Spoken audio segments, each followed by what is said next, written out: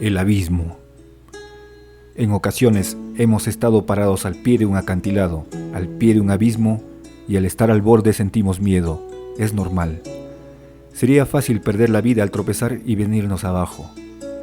En la Biblia, el abismo es sinónimo de la tentación, y el fondo del abismo es el pecado. Los hombres pasamos por tentaciones a diario o frecuentemente.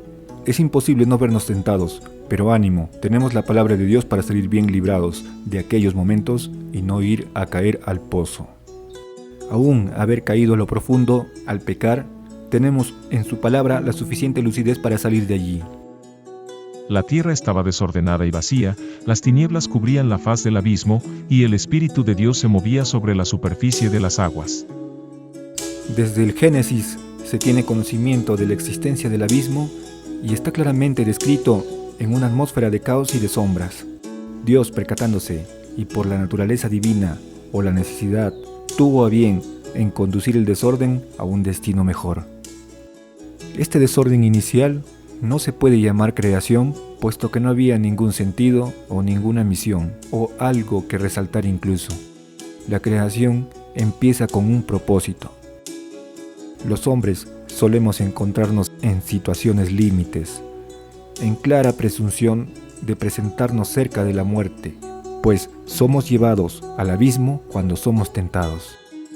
Desde allí podemos entender la profundidad de perder la vida. Todo ser llega a una situación límite al desbarrancarse hacia lo hondo. Esta situación de muerte es el pecado. Quizás podamos pensar que hemos caído y hemos sobrevivido, pero no siempre va a ser así. O, en otras palabras, nuestro Señor es un Dios lento a la cólera y grande en misericordia. Todo ser que transita o pone los pies cerca del abismo termina por venirse abajo. Cae hasta sus profundidades, pero no hay tentación que el hombre no pueda resistir. Al presentarse la tentación, también se presenta la salida. Dios no puede colocar más peso en el hombre del que pueda llevar.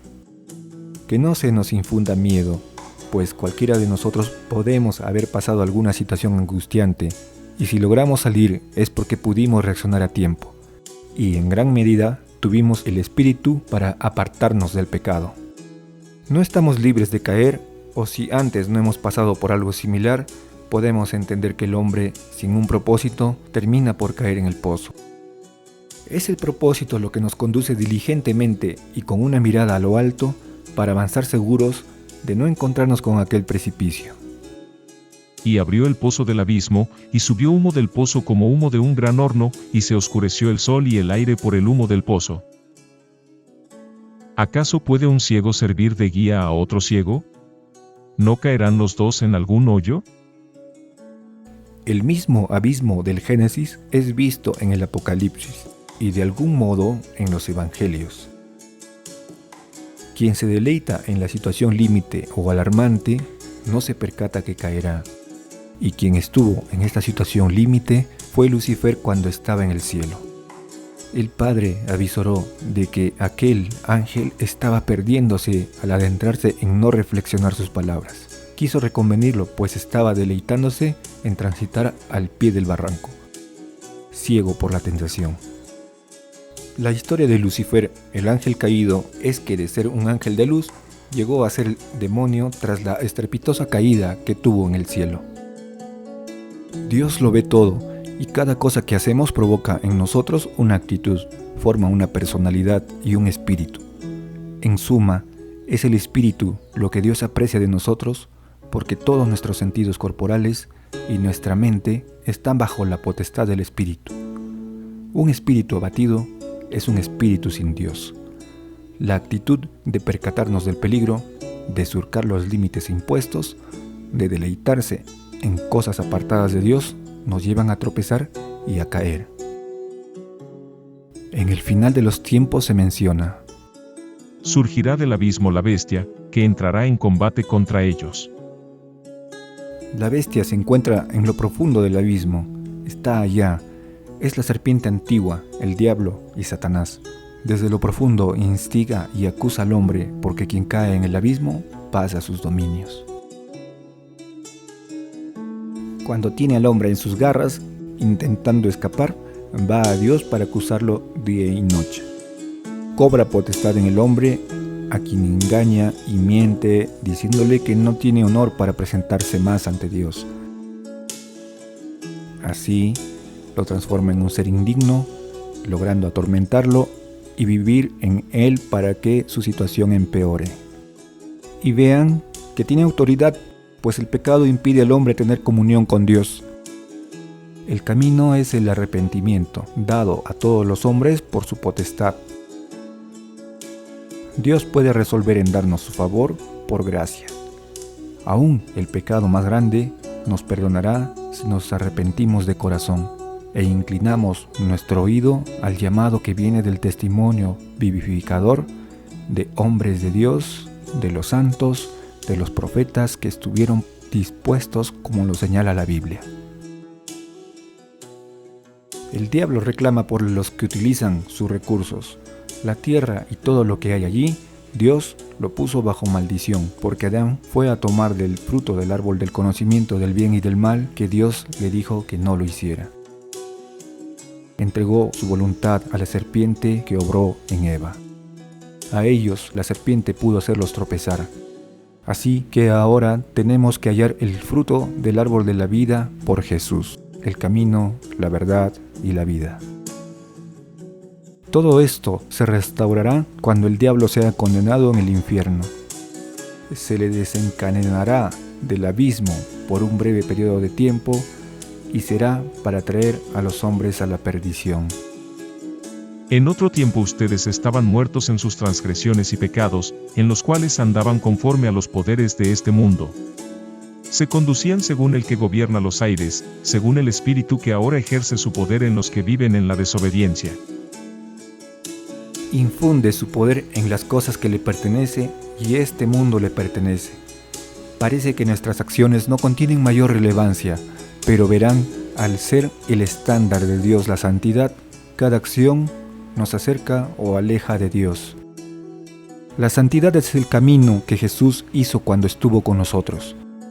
Como el hombre no comprendía el camino de Dios, bajó del cielo el Hijo del Hombre para mostrárnoslo. Jesús ahora nos es dado como un regalo de bondad y amor. El diablo no puede hacer algo contra nosotros, pues Dios nos tiene en sus manos. Logra traernos consigo del siguiente modo. Sabemos que los hombres fuimos comprados a un precio muy alto, el cuerpo y la sangre de Cristo. Y pareciera ser sencillo, pero no lo es. Los hombres de Dios serán llevados al cielo cuando se complete la cantidad de los justos de las 12 tribus del pueblo de Dios. Quienes se hallen en la tierra comprenderán el camino de condenación cuando los dolores del fin sobrevengan. Nosotros somos los que alzamos la otra serpiente en el desierto. La serpiente que fue puesta en el madero en el tiempo de Moisés para salvación de todo israelita que al ser mordido por las serpientes no murieran. El que levantaba la mirada y colocaba la vista en ella quedaba sano. Y pensamos que fue Jesús en el madero, con los clavos y traspasado por la lanza, lo que nos salvó. Es cierto, es Jesús, pero aquella serpiente también. Jesús logra que alcemos la mirada para verlo. La serpiente antigua nos muerde, envenena nuestra existencia creando división, rencor, pecado y maldad. Y Cristo también es aquella otra serpiente en clara representación a su muerte. Dios hizo que alzaran una serpiente que fue la forma que tomó el diablo para tentar a la mujer de Adán, Eva. Jesús dijo: yo no he venido a traer paz, yo he venido a traer división. El fuego que coloca es reconocer que nosotros somos lo que por su espíritu nos libremos de las ataduras de los vínculos terrenales. En la nación en que nacimos y nos encontramos, y el parentesco que heredamos al nacer no es de complacencia para Dios, sino nacer del espíritu nuevo para salir bien librados de todo cuanto acontecerá. También dijo: tomarán en sus manos serpientes, y si beben algo venenoso, no les hará daño, pero el espíritu nuevo que recibimos deviene de las experiencias y de las enseñanzas de habitar en el mundo. El peor enemigo estará dentro de su propia familia. Si ustedes prefieren a su padre o a su madre, o si prefieren a sus hijos o a sus hijas más que a mí, no. Dios es quien nos hace nacer dentro de la casa en que crecíamos. Puso a nuestro lado a nuestros familiares que están o estuvieron allí con nosotros alimentándonos juntos al crecer. Nos llama a ir por el mundo para bautizar para la salvación entera de los hombres. Así, cuando nos preguntemos qué somos o si sentimos ser de Jesús, diremos: soy lo que Dios quiere que sea. Antes pensé ser y no era. Solo con Dios me percibo ser útil y sirviente. Crecí al lado de mis padres como muchos, pero eso no me lleva a algo certero. No, solo fue con Dios que encontré un sentido a mi ser, un sentido a mi existencia. Jesús, como la serpiente levantada en el desierto, puede librarnos del veneno con un antídoto que proviene de esta misma. La serpiente que levantaron los israelitas tiene significado en nosotros porque de ese pueblo provenimos. Es nuestra simiente, el pueblo que caminó con Dios para salir de la esclavitud en que se hallaban postrados. Eso es ser mordidos por Jesús, y no es por el diablo. Es por Jesús mismo, la serpiente en el asta por el cual al verla quedaban curados. También es Dios mismo quien coloca enemistad dentro de nuestra propia casa al ponernos juntos. Claramente está escrito: 2 en una casa estarán contra 3, el padre contra su madre, la suegra contra su nuera, por lo que no cuestionemos a Dios. ¿Fue el primer hombre quien entregó al diablo las bendiciones que Dios le había dado al colocarlo en el Edén? Eva, al acercarse al árbol prohibido, transitó por el abismo. La serpiente antigua siempre está en el fondo de ese precipicio, como un león que acecha a su presa para hacernos tropezar e ir a dar al fondo con él. Y Adán debió colocar en la advertencia de Dios para no ir a parar como su esposa con el conocimiento del bien y del mal del fruto que tomó del árbol que se les había prohibido. Dios nos puso una naturaleza terrenal, pero por sobre esta siempre debía estar Él. Esta naturaleza se destierra en el bautizo. Es necesario nacer de nuevo. Nacer de nuevo con la naturaleza de Dios al comprender sus implicancias. La serpiente que se alzó en el desierto es Jesús buscando que se nos infunda un espíritu nuevo, abiertos a una naturaleza nueva, abiertos a ingresar a un terreno grandioso, el de pertenecer al reino de los cielos, donde Jesús reina con barras de hierro, con justicia y autoridad. Así que si preferíamos a otra imagen, a la de la serpiente que se alzó para los israelitas, osamos sugerir: Dios, ¿no pudiste colocar otra imagen para que sea puesta en el asta? Pues no, debería ser la serpiente. Muchas veces el diablo se disfraza de lucero de la mañana para hacernos caer, y verán que la similitud está dada. Es necesario tener el Espíritu de Dios para cuando caminemos al pie del abismo, salir bien librados a la hora de la tentación.